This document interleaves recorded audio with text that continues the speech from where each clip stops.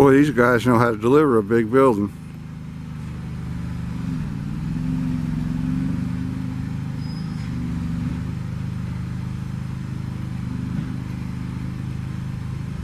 That's some smart rednecks for you. This was built in Prattville, Alabama. Alright, well, this is our next tiny house project. Not so tiny, but it's still pretty small.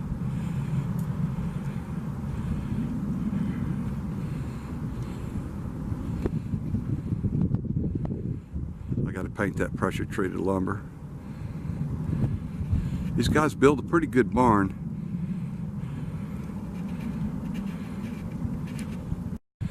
Alright, another view of it.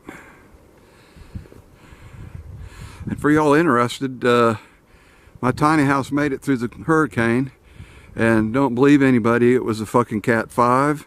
The only thing happened on my tiny house was the 8x16 hollow core bricks broke because it shifted over about 6 inches and those bricks racked and collapsed. But the tie downs kept my tiny house from blowing away, and the roof didn't even try to peel up. So metal roofs work good if you screw them down right.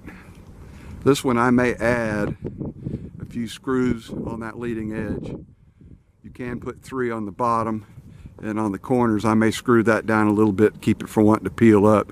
This hurricane has been a great educational process on building processes, and I've got to anchor it. I'm going to put the anchors on the spines underneath and then angle them in, so whenever I put skirting around it, I'll have all that covered up where you won't have to look at it. And I don't want critters and snakes getting up underneath there. I'm going to wait to clear all this mess until next winter, because we've probably got rattlesnakes out here, I'll be willing to bet. And I don't feel like going around there reaching down, picking up busted branches and stuff like that. And that'll give me a summer to figure out how bad the snake situation is going to be out here, because we are going to have snakes. We're about a half hour out of town.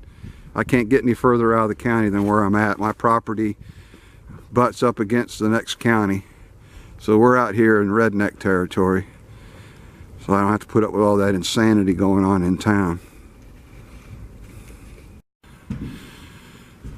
I have to extend that loft a little bit.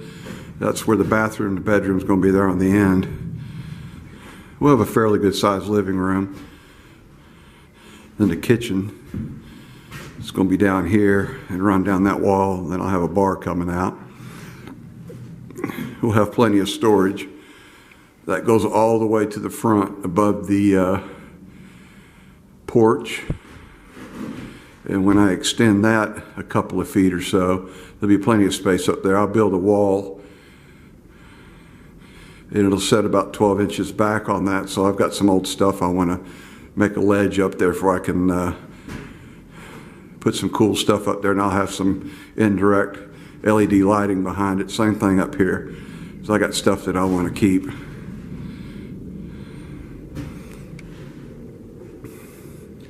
And it's OSB, but you guys don't scream about OSB. It's better than plywood. I've had it last longer than plywood.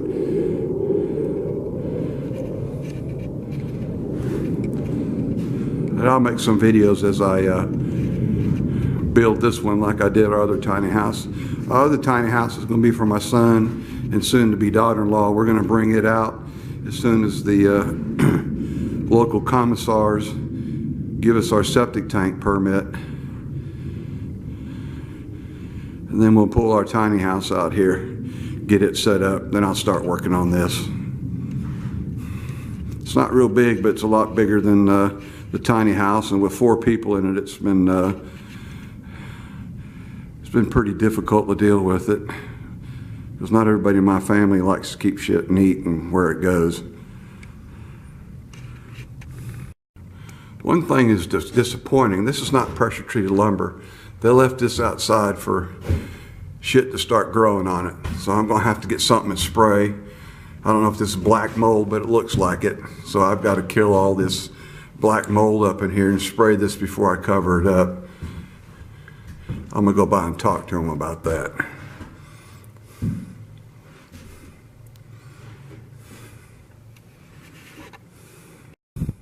And what's funny, when they delivered it, this is not actually the floor plan we picked out. The one we had only had about a 4-foot deck on the front, and the roof line was different for the kitchen.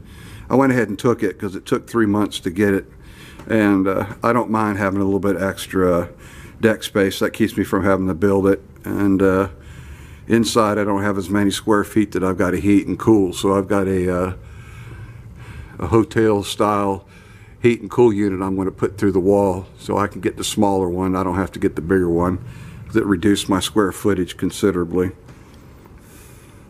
And these are on 16-inch centers too, which is, I'm surprised.